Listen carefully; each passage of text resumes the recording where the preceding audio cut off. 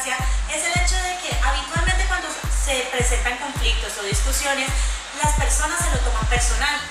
Por ende, hay que entender antes que nada que todos los negociadores son personas.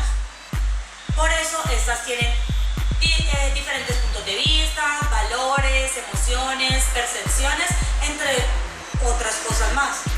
También tenemos que tener en cuenta para llegar a un acuerdo que sea mutuo para ambas partes.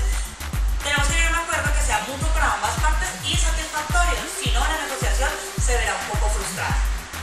Además de eso, tenemos que ser capaces de tratar a otros con empatía, entender que los demás tienen emociones y son sensibles a lo que nosotros digamos o hasta lo que ellos mismos dicen. Es decir, tenemos que estar sujetos a que existen reacciones humanas las cuales nos pueden afectar en nuestro proceso de negociación. Cabe aclarar que la relación se genera constantemente cuando se trabaja en base a la confianza, el respeto y en tener en cuenta la opinión del otro. También tenemos que tener en cuenta que todo tipo de negociador tiene dos tipos de intereses. El primero está en la sustancia y el segundo está en la relación. Por ejemplo, si un negociador todo negociador quiere llegar a un acuerdo que satisfaga sus intereses, no solo los propios, sino también los de la otra persona.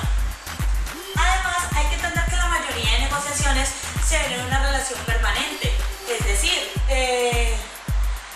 tenemos que crear una relación con la cual podamos que en vez de obstaculizar el proceso, realmente lo que generemos es una solución.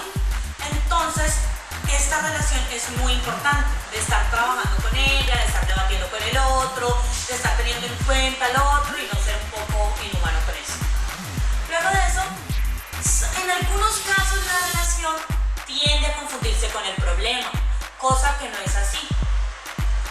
Asimismo, la relación entre las partes tiende a confundirse también con el tema de la discusión. Realmente la relación no es el problema es el conflicto como tal. Por ejemplo, muchas veces pensamos que ganar el conflicto, llegar a negociar o llegar a solucionar el conflicto de la manera que nosotros queramos es más importante que mantener esa relación con el otro, la cual se considera que no es así. Porque ¿de qué sirve haber llegado a solucionar el conflicto, haber hecho todo lo que hiciste, si sencillamente no tienes una buena relación, una buena amistad con la persona? Te voy a poner un caso en específico. Yo vivo con mi mamá. ¿Qué pasa si yo todos los días me agarro con ella y llega un día en el que nuestra relación supuestamente se acabó? Cuando se presente un conflicto, poder negociar con ella va a ser muy difícil, debido a que sencillamente la relación no es la misma de antes y no podré basarme para poder usar los argumentos que usé anteriormente. O sea, todo esto genera mucho ruido en la negociación. Además, tenemos que pensar que la mayoría de problemas se perciben como ataques personales cuando realmente no es así. Muchas veces nosotros generamos un proceso automático que es basado entre nuestros asuntos sustanciales y los asuntos psicológicos. Muchas veces confundimos esto porque pensamos que los asuntos sustanciales son mucho más importantes que los psicológicos, cuando ninguno es que tenga más importancia. Sencillamente hay que tener en cuenta qué piensa el otro y qué pienso yo para poder llegar a un acuerdo entre sí. Muchas veces se pueden confundir por inferencias infundadas, ya sean por ti mismo, por mí o por otros que están en el contexto. Las negociaciones son basadas principalmente en posiciones, es decir, tú impones tu punto de vista, pero cuando yo te escucho hablar de lo que tú quieres, realmente siento yo que mi punto de vista no te importa, porque solamente estás queriendo generar la negociación para que tú ganes y yo no te quedan mis intereses, no habíamos quedamos empáticos. Bueno, anyway, lo que yo aconsejo es que sencillamente se tenga en cuenta el punto de vista del otro sin que el otro se sienta ignorado. Además, tenemos que tener en cuenta que si tenemos posiciones extremas, la negociación será muy difícil y por ende no podremos llegar a un acuerdo.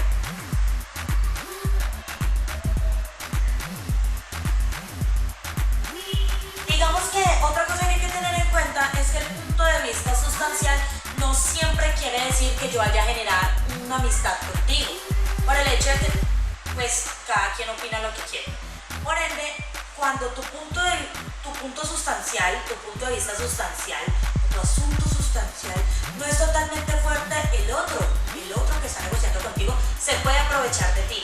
Por eso siempre hay que tener claro qué queremos en la negociación sin pasar por encima de los demás. Bueno, ahora vamos con la parte que es: separe la relación de lo sustancial, enfréntese directamente con el problema.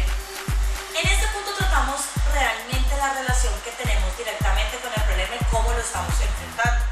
Tenemos que tener en cuenta que para debatir un problema sustancial tenemos que estar preparados psicológicamente para llegar a un acuerdo, para llegar a una negociación. También hay que tener en cuenta que todas las partes que estén participando en esto tienen que estar totalmente comprometidas para que esto suceda. Si no, sencillamente todo se va a ver afectado. Además de esto, hay que fundamentar la relación en percepciones precisas, es decir, tener las cosas claras para que así se pueda generar este espacio de negociación.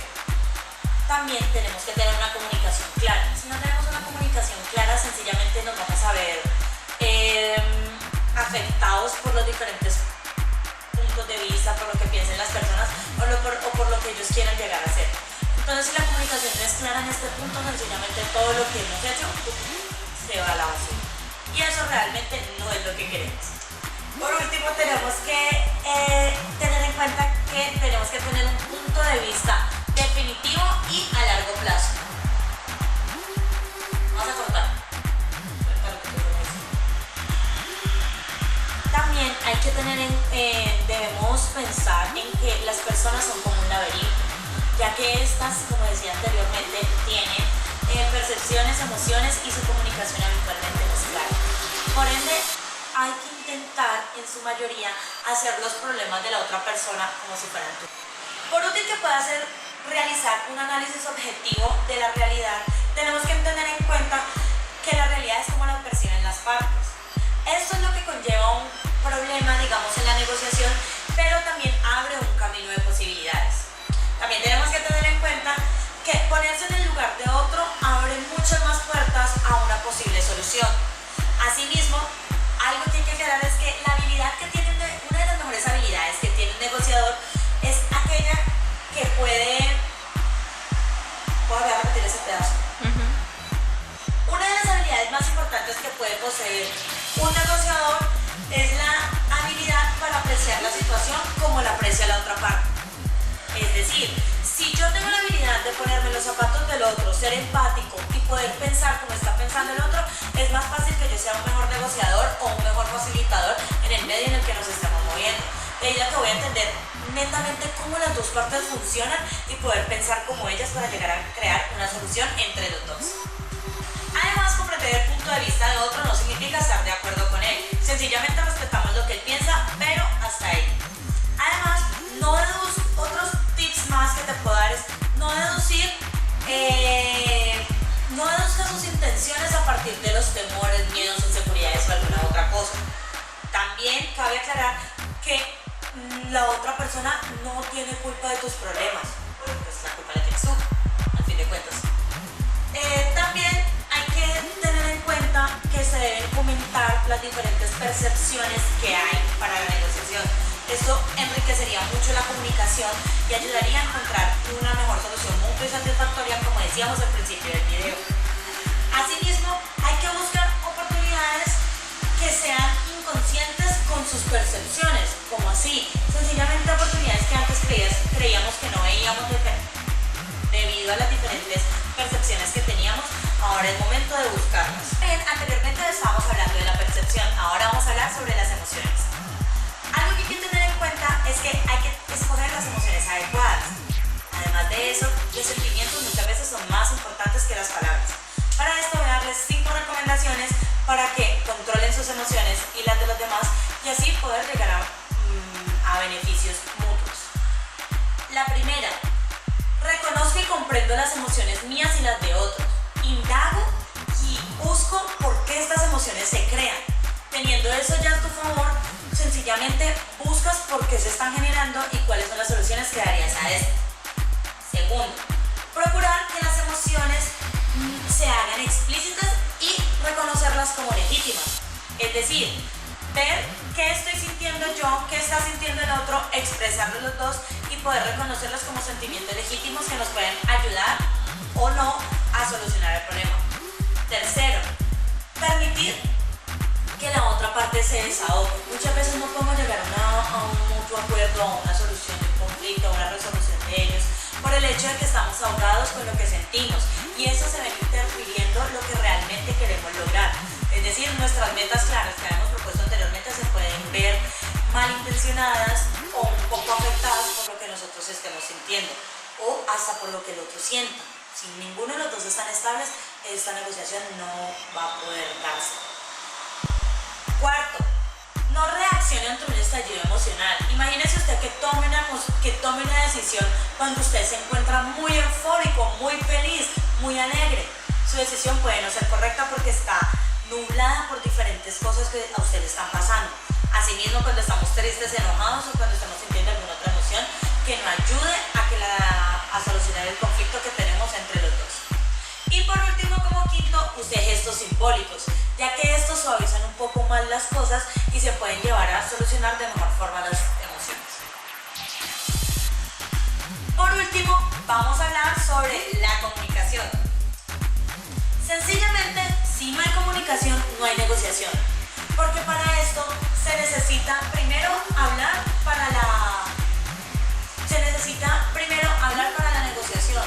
Todo se soluciona hablando. Bueno, habitualmente todo se soluciona hablando, no todo, pero pues la gran mayoría. En este caso sí.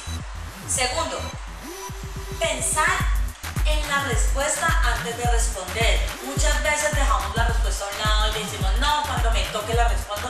No, cranearse un poco qué pueden preguntar y asimismo qué se puede responder ayuda mucho en una negociación.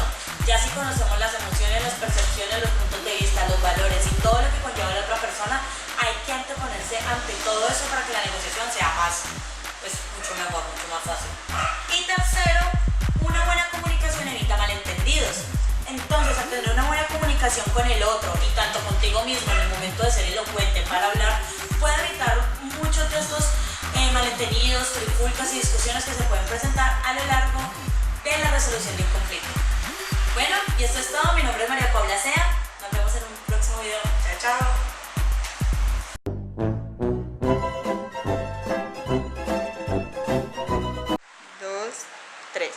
Hoy vamos a hablar de separa a las personas.